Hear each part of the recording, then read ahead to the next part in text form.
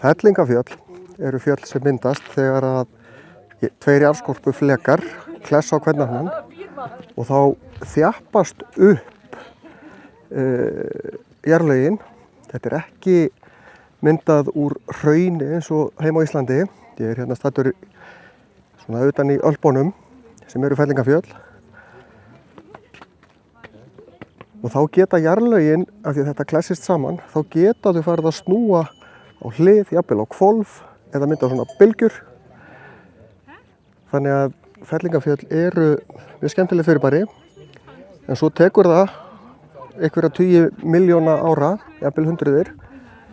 Því að þegar flekarnir hætta svo að klessa hvern annan, þá hætta fjöllin að stækka og svo veðrast þau niður.